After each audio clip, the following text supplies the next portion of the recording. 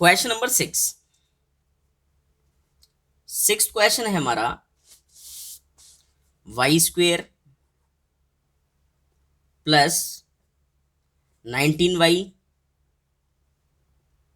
Plus 60। क्या करना है इसको? फैक्टराइज। किस मेथड से? Splitting the middle term. तो इसमें बीच में मिडिल में कौन सी टर्म है?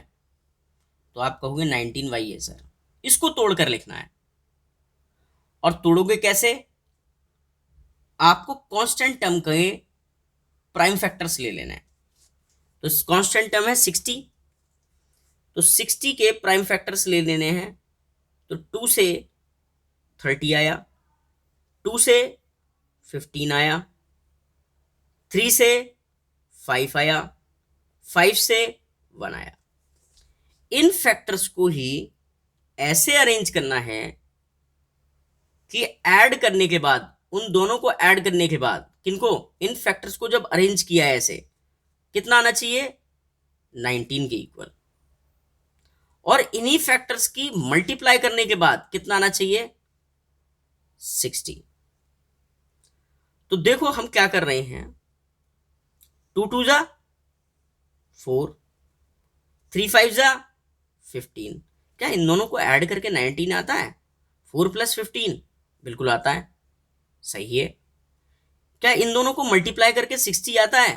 4 15 जा 15 4 जा 60, बिल्कुल ठीक है। तो बस 19y को आपको तोड़कर लिखना था, कैसे? 4y + 15y। ठीक है, तो हम y² को क्या करते हैं?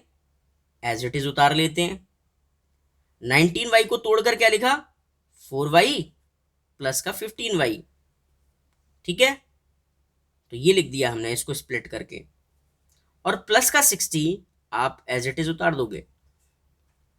अब क्या करें? अब आपको फर्स्ट 2 से कॉमन लेना है। तो इन दोनों में से आपको क्या कॉमन दिखाई दे रहा है? तो आपको दिखाई दे रहा होगा y। अगर y इन दोनों में से कॉमन ले लिया तो यहां तो बचेगा y और यहां बचेगा प्लस का 4। अगर आपको चेक करना है कि क्या आपने कॉमन सही लिया कि नहीं लिया, तो इसकी मल्टीप्लाई इससे करके देखो, ये बनना चाहिए, इसकी इससे करके ये बनना चाहिए, तो बिल्कुल आ रहा है। अब ये जो ब्रैकेट y + 4 आ रहा है, इसी ब्रैकेट को यहां दोबारा से पेस्ट कर दो। ठीक है, और यहां बाहर एक ऐसा नंबर लिखना है जिसकी मल्टीप्लाई इससे करें ये आए, और इससे करें तो ये आना चाहिए। तो देखो यहां y लिखा है, यहां y है, 15 और चाहिए, तो यहां प्लस का 15 लिख दो। अब देखो 15 की y से करोगे ये आएगा, क्या इसकी मल्टीप्लाई इससे करके ये आ रहा है? बिल्कुल आ रहा है। देखो 15 4 60, यानी कि हमारे पीछे के सारे स्टेप्स करेक्ट हैं। अब यहां तक जब हो गया है तो अगला स्टेप होता है कॉमन लेना। क्या कॉमन लेना है अगले स्टेप में? ब्रैकेट।